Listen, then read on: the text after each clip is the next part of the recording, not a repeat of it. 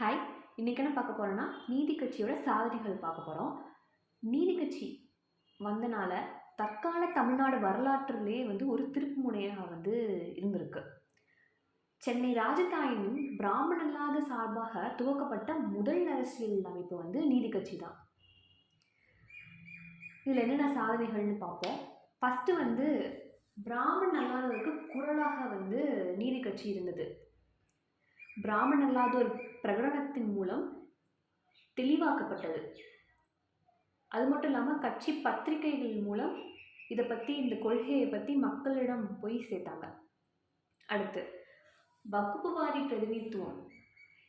நீதி கட்சி பண்ண சட்ட சாதனைகள்லே முதல் முக்கியத்துவம் இதுக்கு தான் கொடுத்தாங்க. இந்த ஆணையின் அடிப்படையில் தான் பிற்காலத்தில் இடஒதுக்கீடு கொள்கையே வந்துச்சு. அடுத்து இந்து மத அறக்கட்டளை. இந்து கோயில்கள்னால் அரசாங்கத்துக்கு நேரடி நிர்வாகத்துக்கு கீழே இது மூலிமா வரப்பட்டது. அடுத்து முக்கியமான சாதனைன்னு பார்த்தா பெண்களுக்கு வாக்குரிமை. இதுவே முதல் முன்னேற்ற நடவடிக்கையாகும் பெண்ணுரிமைக்காக. அடுத்து இலவச உணவு. சென்னை மாநகராட்சி துவக்கிய இலவச உணவு திட்டத்திற்கு சட்ட அங்கீகாரம் அளித்தது நீதி கட்சி. பின்னர் அதுவே பள்ளிகளில் மதிய உணவு திட்டமாக கொண்டு வரப்பட்டது அப்போ உள்ள அரசாங்கம் மூலியமாக. அடுத்து ஆதி திராவிடர் என்ற பெயர், பஞ்சமர்ங்கிற பெயரை ஒதுக்கி வைக்கப்பட்டவருக்கு பஞ்சமர்னு கூப்பிட்டாங்க. அதை எடுத்துகிட்டு ஆதி திராவிடர் என்ற பெயரை ஒரு சமுதாய அங்கீகாரத்தோட அளித்தது நீதி கட்சி. அடுத்து உள்ளாட்சி அமைப்புகள். உள்ளாட்சி அமைப்புகள் சட்டத்தின் மூலம் தமிழ்நாட்டின் பாரம்பரிய புள்ளிதழ் ஜனநாயக அமைப்புகள், அந்த அமைப்புகள்லாம் ஒரு புத்துயிர் வந்த மாதிரி கொண்டு வந்திருக்காங்க. அடுத்து பட்டாமனை வழங்கும் திட்டம் அறிமுகப்படுத்தியது நீதி கட்சி. அடுத்து மாநிலத்தில் பொருளாதார வளர்ச்சி தொழில்மயமாக்குவதில் தான் இருக்குன்னு சொல்லிட்டு சென்னை மாநில தொழிற்சாலைகளுக்கு உதவி சட்டம், அதாவது மெட்ராஸ் ஸ்டேட் எய்ட் டு இண்டஸ்ட்ரீஸ்னு 1922 நிறைவேற்றியது. கடைசியாக பிற்படுத்தப்பட்டோர் தன்மான உணர்வு உண்டாக்குச்சு. உரிமை வேட்கையும் வாழ்க்கையில் உயர வேண்டும் என்ற எண்ணமும் வேர்விட்டது நீதி கட்சினால அப்படின்னு சொல்கிறாங்க.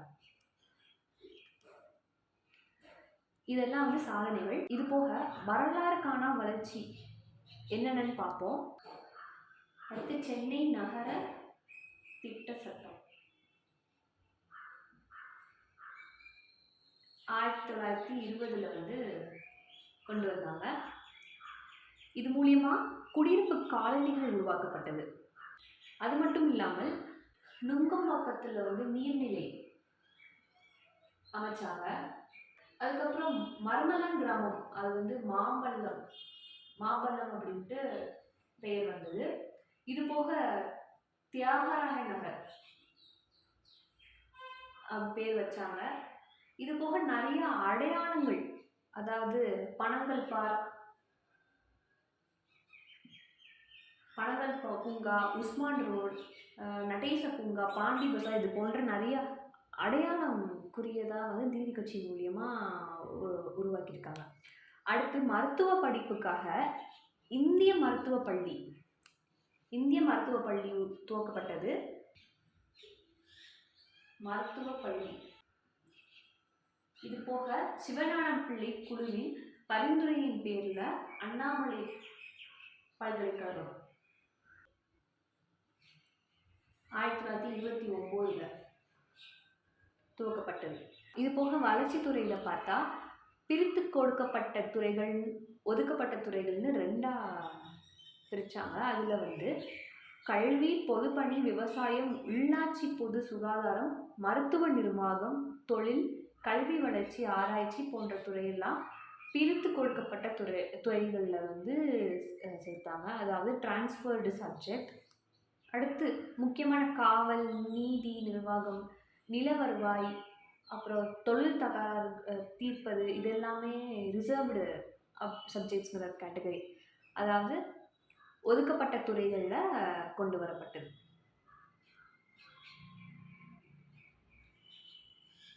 இதையும் தாண்டி நிலையான அரசாங்கம் வந்து நீதி கட்சி மூலிமா தான் அமைக்கப்பட்டது. நீதி கட்சியின் ஆட்சி காலத்தில் நிலையான அரசாங்கத்தை அமைத்து செயல்பட்டது. இதனால மக்கள் நலம் சம்மந்தப்பட்ட துறைகளில் நிர்வகிக்கும் அனுபவம் வந்து கிடைச்சது. ஆளுநர் வந்து பெரும்பான்மையுள்ள கட்சியின் தலைவரை அழைத்து அரசாங்கம் அமைக்க அழைச்சாரு. மட்டும் இல்லாமல் அமைச்சரவையில் கூட்டு பொறுப்பு, அதாவது அமைச்சரவை சட்டசபைக்கு பொறுப்பானது அப்படின்னு பிரிட்டிஷ் நடைமுறைகளை வந்து பின்பற்றியது. எல்லாருமே சட்டமன்ற உறுப்பினர்கள் அனைவரும் சுயராஜ்ய கட்சியின் உட்பட்ட எல்லோருமே வந்து சட்டசபை முடிவுக்கு கட்டுப்பட்டு நடைமுறையில் இருந்தது. அது மட்டும் இல்லாமல் ஆளும் கட்சி எதிர்கட்சி ரெண்டு தொடர்பும் ஜனநாயக அரசியல் பண்புக்கு ஒரு எடுத்துக்காட்டாக இருந்தது. அடுத்து கட்சி கொறடா, அதாவது பார்ட்டி விப். சட்டமன்றத்திற்குள் கட்சி கட்டுப்பாட்டை நிலைநாட்டும் பழக்கம் வழக்கத்துக்கு வந்தது. இந்திய அரசியல் சமூகவியலை பொலிட்டிக்கல் சோஷியாலஜியை ஆய்வு செய்த பாஸ்கரன் பிரிட்டிஷ் இந்தியாவில் சென்னை ராஜதானி மட்டுமே இரட்டை ஆட்சி வந்து வெற்றிகரமாக செயல்பட்டது அப்படின்னு சொல்கிறாரு.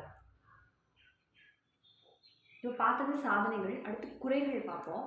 குறைகளில் முதல் குறை என்னன்னா, ஒற்றை குறிக்கோள் கட்சியாக இருந்தது. அதாவது வகுப்புவாரி பிரதிநிதித்துவம் சட்டம் நிறைவேற்றுறதுலே வந்து குறியாக இருந்தது. அடுத்து உயர் வகுப்பு உயர்றதுக்கு மட்டுமே நீதி கட்சி வந்து வேலை செய்தது. அவர்களுக்கு மட்டுமே ஆதரவு தெரிவித்தது. தாழ்த்தப்பட்டோர் ஏமாற்றம் அடைகிறாங்க. அடுத்து அதிகார ஆசையும் பதவி பித்துனால நீதி கட்சிக்குள் சில கோஷ்டிகள் உருவாக்கப்பட்டது. உட்கட்சி பூசல்களே நீதி கட்சியின் வீழ்ச்சிக்கு காரணம் அப்படின்னு சொல்லுவாங்க. நீதி கட்சி தலைவர் ஆடம்பர வாழ்க்கை முறையை வந்து பின்பற்றினால மக்களிடம் ஒரு அந்நியப்படுத்தி காட்டியிருக்கு. அடுத்து முதலமைச்சராக இருந்த போப்லி அரசர் தனது எதேசாதிகாரம் தன்முனை ஆட்சியால் நீதி கட்சியை மீண்டும் தலை தூக்க முடியாமல் போயிடுச்சு. அடுத்து நீதி கட்சி பிராமண அல்லாதருக்கு ஆதரவாக தோற்கப்பட்டது. ஆனால் அது பிராமணர்களுக்கே ஆதரவாக இருக்குதுன்ட்டு ஒரு குற்றச்சாட்டு இருக்குது. நீதி கட்சி வகுப்பு வாரி பிரதிநிதித்துவம் கொண்டு வந்தனால தான் காங்கிரஸ் கட்சியிலும் அதிக அளவில் பிராமண் அல்லாத உறுப்பினர்கள் பொறுப்பாளர்கள் வந்து சேர்க்கப்பட்டது.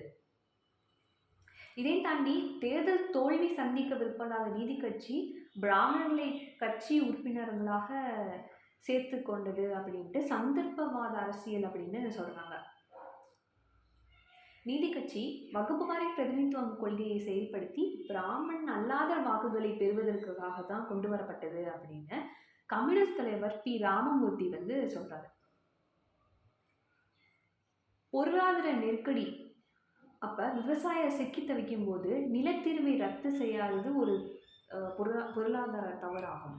அதே போன்று சில பிராமணநாத சமூகத்தை வந்து குற்றவாளி என்ற பெயரை சூட்டி பழங்குடியின சட்டத்திலிருந்து நீக்காமல் இருந்தது. அதாவது கிரிமினல் ட்ரைப் ஆக்ட்லேருந்து அவங்கள நீக்காமல் இருந்தது ஒரு பெரிய சமுதாய தவறாக சொல்கிறாங்க. அடுத்து நீதி கட்சி முதல்ல அந்நிய ஆதிக்க அரசாங்கத்துக்கு ஆதரவாகவும் விசுவாசிகளாகவும் இருந்தாங்க. ஆனால் கூடிய சீக்கிரத்தில் தேசிய சுதேசி பொருளாதார திட்டத்தை ஏற்று 1925 மாநாட்டில் நிறைவேற்றினாங்க. நீதி கட்சி அரசியலமைப்பில் சுவராஜ் என்ற வார்த்தையும் இடம்பெற்றது. நீதி கட்சி 4வது ஆண்டு கூட்டத்தில் ஜாலியன்வாலாபாக் படுகொலை பற்றியும் கண்டனம் தெரிவித்து அதை தண்டிக்கணும் அப்படின்னு சொல்லிட்டு அந்த தீர்மானத்தையும் நிறைவேற்றியிருந்தாங்க. எனினும் நீதி கட்சி தேசியத்தை விட பிராந்தியத்துக்கே அதிக முக்கியத்துவம் அளித்ததுன்னு சொல்கிறாங்க. அதாவது நேஷ்னலிசத்தை விட ரீஜனலிசம் அதுக்கு அதிக முக்கியத்துவம் அளிக்குதுன்னு சொல்கிறாங்க. பிரிட்டிஷ் ஆட்சியில் நம்பிக்கையுடைய நீதி கட்சி திராவிடர் இயக்கத்தின் அரசியல் கிளையாக இருந்ததாக குறிப்பிட்டுள்ள சி. சுப்பிரமணியன். சுருக்கமாக சொல்லணும்னா நீதி கட்சியின் எழுச்சி தற்கால தமிழ்நாடு அரசியல் வரலாற்றை திசை திருப்பிய நிகழ்ச்சி அப்படின்னு சொல்கிறாங்க. இப்போது நீதி கட்சியை பற்றி இன்ஃபர்மேஷன்லாம் பார்த்தோம். ஒரு கண்டினியூஷன் அடுத்த வீடியோ பார்ப்போம். தேங்க்யூ.